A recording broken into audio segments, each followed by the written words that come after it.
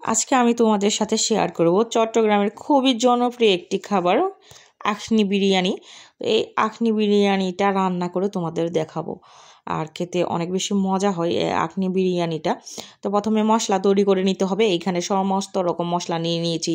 সাদা এলাচ, কালো এলাচ, সাদা গোলমরিচ, কালো গোলমরিচ, কাবাব চিনি, লং, দারচিনি, এলাচ, তারপর আছে এখানে জয়ফল, জয়ত্রী, সব কিছু একসাথে সমপরিমাণ নিয়ে, সমপরিমাণ না মানে মশলাগুলো আমি নিয়ে আমার আন্দাজ মতো ভেজে নিচ্ছি। ভেজে তারপর একটু ঠান্ডা করে ব্লেন্ডারে গুঁড়া করে নিব।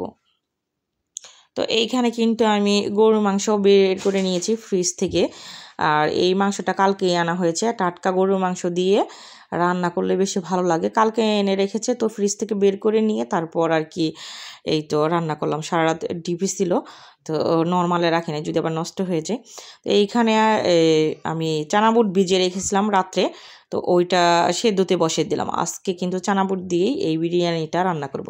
তো চুলাতে একটা প্যান বসিয়ে দিয়েছি, পরিমাণ মতো তেল দিয়ে দিয়েছি। এখন আস্ত গরম মশলা, তারপর শাহি জিরা, পেঁয়াজ কুচি, কাঁচামরিচ ফালি দিয়ে ভেজে নিয়েছি কিছুক্ষণ। তারপর আদা রসুন বাটা দিয়েও কিছুক্ষণ ভেজে নেব, যেন আদা রসুনের কাঁচা গন্ধটা চলে যায়। এখন স্বাদ মতো লবণ, আর দিয়ে দিচ্ছি বাদাম বাটা, সরিষা বাটা, নারিকেল বাটা। বাদাম বাটার মধ্যে এখানে আছে কাঠবাদাম, কাজু বাদাম আর চীনা বাদাম বাটা, তারপর নারিকেল বাটাও আছে। তো এই তো বাদাম বাটাটাও ভালোভাবে ভেজে নিয়েছি, যেন বাদাম বাটার কাঁচা গন্ধটা চলে যায়। তারপর দিয়ে দিচ্ছি এখানে গরুর মাংস। তারপর দিয়ে দিলাম যেই মশলাটা করে রেখেছি, আমরা গুঁড়া করলাম একটু আগে ভেজে, তো ওইখান থেকে 2 টেবিল চামচ মশলা দিয়ে তারপর ভালোভাবে নেড়েচেড়ে মিক্স করে নিচ্ছি মশলার সাথে মাংসটাকে। তারপর এখানে দিয়ে দিয়েছি 2 টেবিল চামচ টক দই আর হাফ কাপ না, 1 কাপ দুধ। কারণ আমার টক দইটা কম ছিল, এর জন্য আমি ওই টক দইয়ের পরিবর্তে দুধ দিয়ে দিয়েছি। টক দই দিয়েছি 2 টেবিল চামচ। তো মাংসটাকে নেড়ে চেড়েই তো ভালোভাবে ফুটে উঠেছে মাংসটা। এখন চুলার আঁচটা একদম কমিয়ে রাখবো।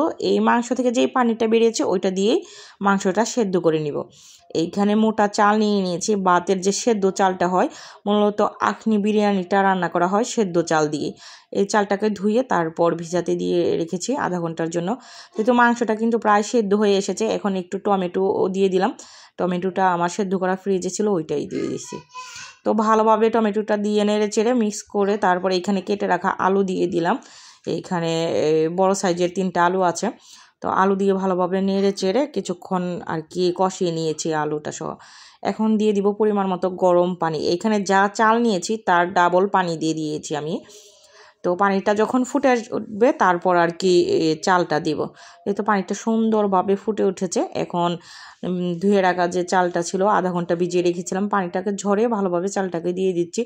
দিয়ে তারপর যেই মশলাটা আমরা করে রেখেছিলাম ওই মশলাটা এখানে আরও 1 টেবিল চামচ দিয়ে দিব, আর ভাজা জিরার গুঁড়া দিব 2 টেবিল চামচ দিয়ে তারপর ভালোভাবে নেড়ে চেড়ে স্বাদ মতো লবণ দিয়ে ঢাকনা দিয়ে ঢেকে চালটাকে ফুটিয়ে নিব। তো এই তো এইখানে কিন্তু চালটা প্রায় ফুটে এসেছে। এখন সেদ্ধ করে রাখা যে চানা বুটটা ছিল ওইটা দিয়ে দিলাম। এইখানে কিন্তু মটর দিয়েও রান্না করে, কিন্তু আমি আজকে চানা বুট দিয়ে রান্না করলাম। তারপরে 4-5টা কাঁচামরিচ দিয়ে ঢাকনা দিয়ে ঢেকে কিছুক্ষণ ফুটিয়ে নিয়েছি। এখন আবার দিয়ে দিচ্ছি ঘিটা ফ্রিজে ছিল, এর জন্য এরকম জমে আছে। তো চারিদিক দিয়ে ঘি দিয়ে তারপর দমে রেখে দেবো 10 মিনিট পর ঢাকনা খুলে নেড়ে চেড়ে দিব, নিচে যেন লেগে না যায়। তো এখানে কিন্তু আমি 2 চা চামচ কেওড়া জল আর গোলাপ জলও দিয়ে দিয়েছিলাম। তো এই তো আমি খেতে বসে গিয়েছি। আমার বিরিয়ানি রান্না রেডি, আখনি বিরিয়ানি। এই বিরিয়ানিটা খেতে অনেক বেশি মজা হয়। যারা যারা খাননি তারা কিন্তু রান্না করে খাবেন বাসায়। তো এইখানে আমি শসা কুচি নিয়েছি, পেঁয়াজ কুচি আর নিয়েছি লেবু, কাঁচামরিচ। এগুলো দিয়ে খেতে অনেক বেশি ভালো লাগতেছিল। গরম গরম দোয়া ওঠা আখনি বিরিয়ানি। ভিডিওটি ভালো লাগলে প্লিজ ফলো দিয়ে দিবেন পেজটাকে।